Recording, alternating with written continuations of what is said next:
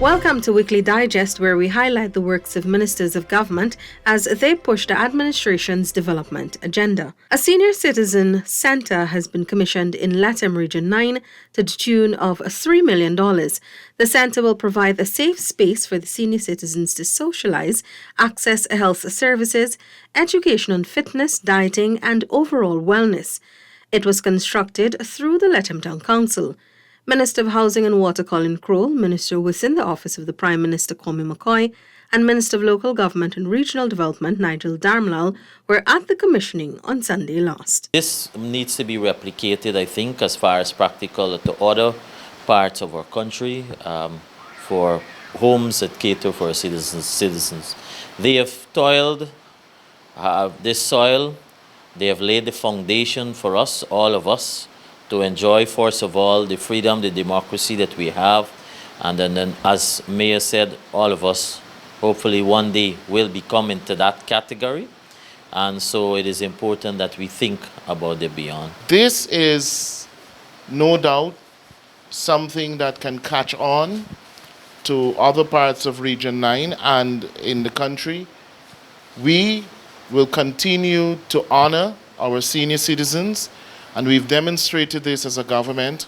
In our manifesto, we did speak to issues of our seniors about not only increasing pensions to make sure that they have some form of income or disposable income or money to be able to take care of themselves, but also we have spoken to facilities that would allow for seniors to be able to have access. Part of the work program of the government of Guyana is to make sure that we provide for all segments of our society.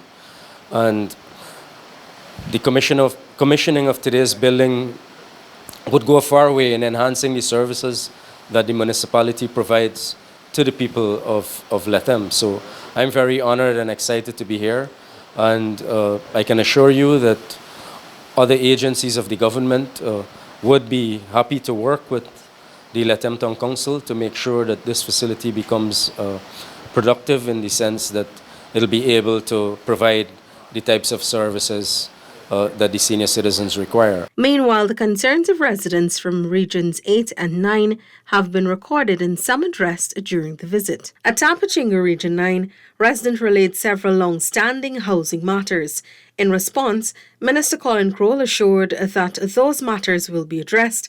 He also announced a road project for the region. This year, right now, we are spending $350 million on the new Pope Bridge housing scheme. Well, they call it Track-A, so we don't use that name anymore. But we are committing about $100 million, or can be just more than that, between Tapachinga and Culver City for one road, for those one each on those two constituencies.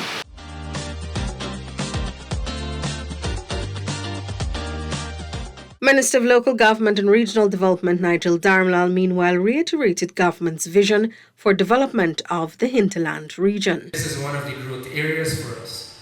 And when the President spoke at the rodeo, he did mention that a lot of investment is going to come to Region 9 and particularly into Latham Township. One of the things we are here for too is to do a scoping mission in terms of what infrastructure is required, and that we can put resources to during the course of this year to start getting you looking like a proper town rather than a dusty town. Minister Kwame McCoy also assured citizens that government will continue to engage and include them in the decision-making process as it seeks to further develop the region. The efforts that we make in ensuring that we have presence in your community or any given community across the country is in keeping with our philosophy as a government about how connected we remain with people and how connected we remain and how faithful we remain to the promises that we make to you, residents of Region 9. We take very seriously our work in terms of being able to provide the goods and services to people, but a very important aspect of that work is about how do you get involved and how involved are you in terms of being able to have an input from the consultative mechanisms that we put in place, hearing your views and your ideas and your opinion, your suggestions. After all, you live in the very community in which we are seeking to extend goods and services.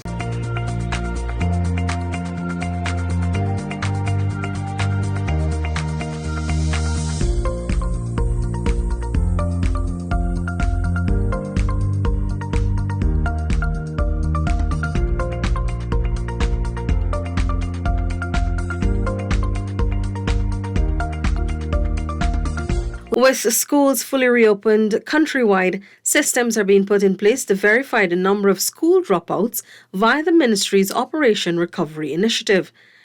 This approach aims to recover students at all levels who have been absent from school within the 11 education districts.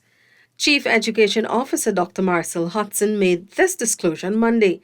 Dr. Hudson said the ministry is currently looking to partner with other stakeholders to expand this initiative. More than 600 residents on the Essequibo coast had their housing matters resolved as the Central Housing and Planning Authority hosted a 2-day outreach in Anna Regina Region 2 last weekend.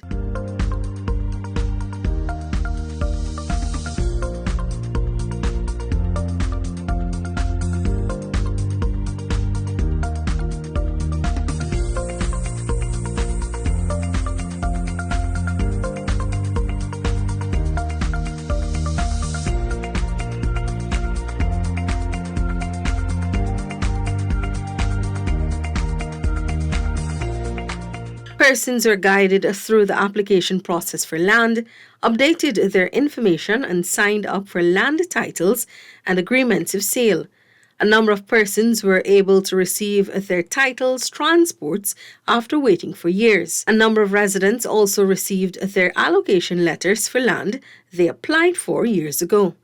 Special provisions were made for resident Vental Jainarine, a wheelchair-bound amputee who received his house lot free of cost following an intervention by a minister within the Ministry of Housing and Water, Susan Rodriguez, who led the outreach.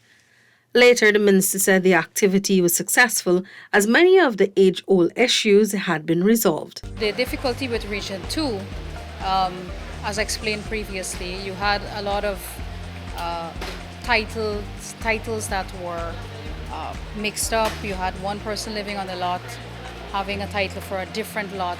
So it was a lot of complex issues that took years to resolve. But we were able to come here with the right strategy, with the right approach. We were able to bring all of our personnel here, bring all of our equipment here, and invite everyone to come and resolve their matters within a matter of hours. I mean, people did wait a very long time leading up to this exercise, and they were here for a long time today. It's a bit exhausting. The staff really worked hard, but the good thing is that we were able to achieve what we came here to achieve. Last year, over 700 persons received house lots in charity and under naming. This year, the government will be investing over $1 billion in infrastructural development within several new and existing housing schemes in the region. Works to be done include the construction of roads and bridges, installation of street lights, and the acquisition of lands for new allocations. Local health authorities are doing all is necessary to eradicate malaria in Guyana by 2030. Health Minister Dr. Frank Anthony on Monday joined regional health officials and personnel in Bartica Region 7 to observe World Malaria Day 2022. The theme for this year's observance is Harness Innovation to Reduce the Malaria Disease Burden and Save Lives. Addressing the gathering, Dr. Anthony noted that there is now a new approach to fighting malaria in Ghana, which includes involvement at the community level, including early diagnosis and treatment, prevention strategies, and surveillance measures. This new approach of getting down to the community level is something that we feel holds a lot of promise, and that can actually make a change. A lot of time we come with a vertical program, we come from Georgetown, we have staff, we run this thing almost in parallel to the health system. And we recognize that while that would have had an impact, it would not have the same impact if people in their communities look after themselves and look out for themselves. Champions for Malaria will be working in the communities, getting persons involved in the fight against malaria. Minister Anthony noted that while the ministry has a national strategy to tackle the disease, there will be regional interventions in place most affected, such as Regions 1, 7, 8, 9, and some parts of Region 10. Also, in keeping with the government's commitment to provide quality healthcare services in all regions across Ghana, Minister Anthony commissioned a newly constructed maternal and child health centre in Bartica Region 7. The project cost $26.3 million. So why this institution is important? Because the care that you give to the mother who is pregnant, it is that care, and once we do that well, that child is going to be born a healthy child. And if you don't have all of the skills that is necessary, then our commitment, that's the ministry's commitment, is that we will work with you to enhance your skills so that we can improve the quality of service that we are offering. Some 99 persons graduated from the Ministry of Labour's Board of Industrial Training, Technical Vocational Educational Training course on Tuesday. Labour Minister Joseph Hamilton urged the batch of graduates to continue dreaming and achieving, as government is doing everything to ensure the country's human resource is upskilled and educated. We don't look for qualifications. No, none of the programs ask for qualification, because we know that many people could not end where they wanted to end because of circumstances of life. And that is what BIT is for, to ensure that people can once again dream, to ensure that people can once again know that they can do things that people said they cannot do. The program saw its first batch of 20 students, including 3 females, graduating in drone surveillance. Other courses include cosmetology, commercial food preparation, and interior decoration.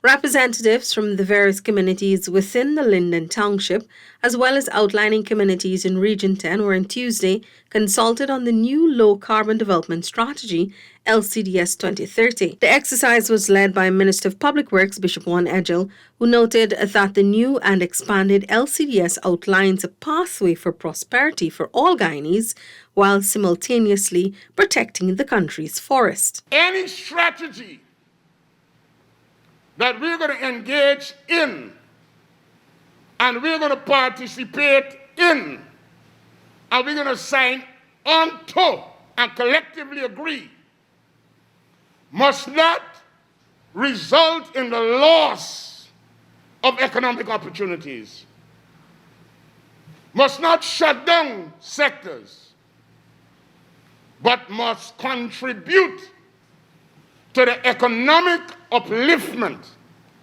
and the economic advancement of our people. The draft LCDS for consultation focuses on 4 main objectives: to create new incentives for a low-carbon economy, protect against climate change and biodiversity, stimulate future growth through clean energy and low-carbon development, and align with global climate and biodiversity goals. Minister Edgell explained that the new document builds on the objectives of the old strategy, which was launched in 2009 and underwent extensive national consultations. When we enter into that agreement, the whole idea of the sale of carbon credits was not as widely pronounced.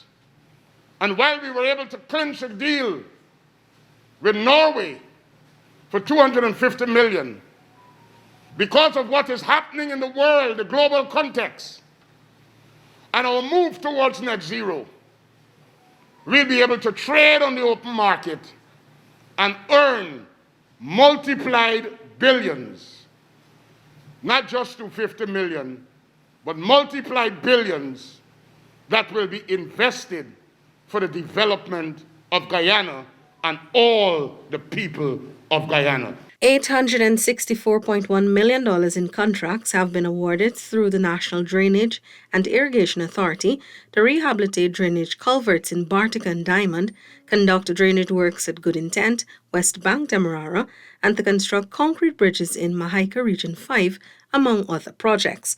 The contract documents were inked on Tuesday. I want to urge contractor that we will not extend the time.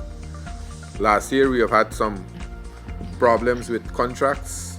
Let us hope that we correct those problems and work and get these work finished on time. The Guyana Rice Development Board also awarded contracts valued over $984.1 million for projects including the construction of a drying floor in Somerset Region 2 and the construction of an all-weather road at the Burma Rice Research Station Region 5. A $19.3 million contract was also awarded to retrofit the Pomeroon Women's Association building with agro-processing equipment. Meanwhile, 12 other contracts valued over $240 million have been signed for the construction of several roads and bridges and for other projects in Regions 2 and 3.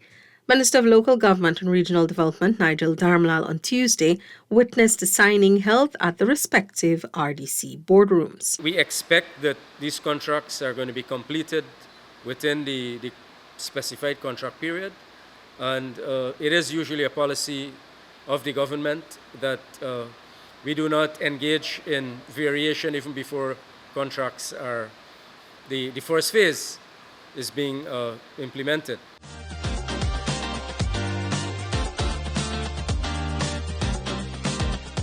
These investments, like I said, are crucial, where thousands of people will benefit, and being a partner of the government in this development process, we look forward to working with you. The government has embarked on a transformational plan to provide a long-term solution to flooding countrywide, which will see an expenditure of some $32 billion.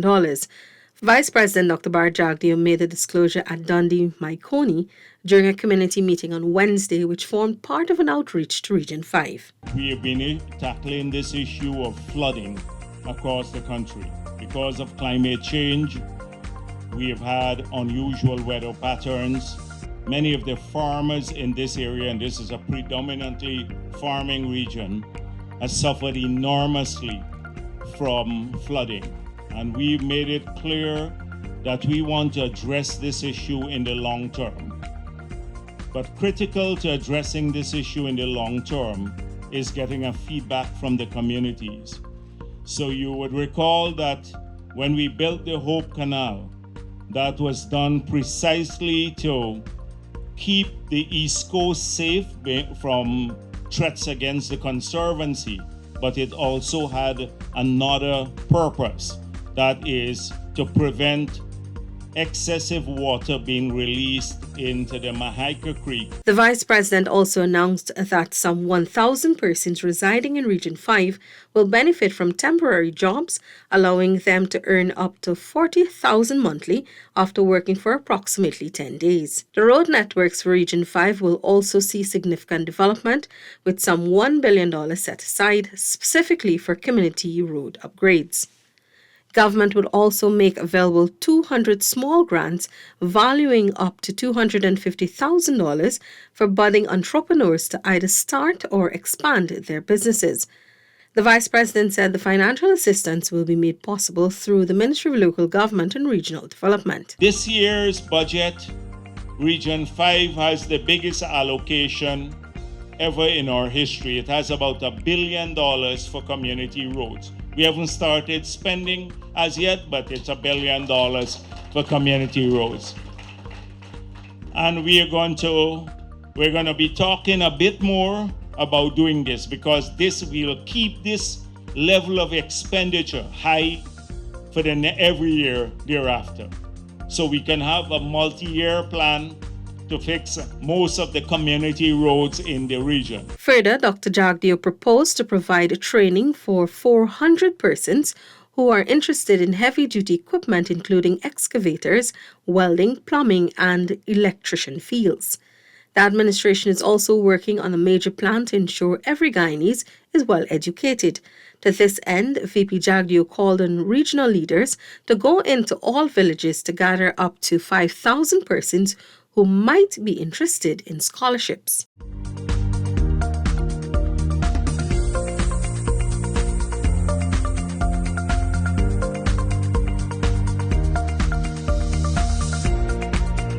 Guyana joined the rest of the world to celebrate Limb Awareness Month 2022 under the theme Your Ordinary is Extraordinary on Thursday, with an amputee health fair at the Tolmy Reid Rehabilitation Centre, Georgetown. At the informative fair, Minister of Health Dr. Frank Anthony revealed that some $10 million has been expended to procure prosthesis materials in an effort to restore mobility in amputee patients. We have spent more than $10 million in buying the material, and very shortly we'll have more material coming in to the workshop, and therefore we'll be able to make more prosthesis.